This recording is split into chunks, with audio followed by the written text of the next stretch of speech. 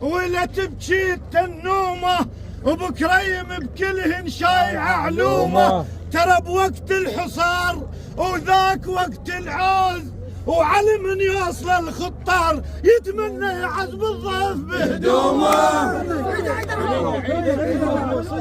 إلا تبكي القرمة اليوم وإلا ونت التنومة وبكريم بكلهن شايع علومة. ترى بوقت الحصار وذاك وقت العوز وعلى من يوصل الخطار يتمنى لعد الضيف بيده يفرش هدومه.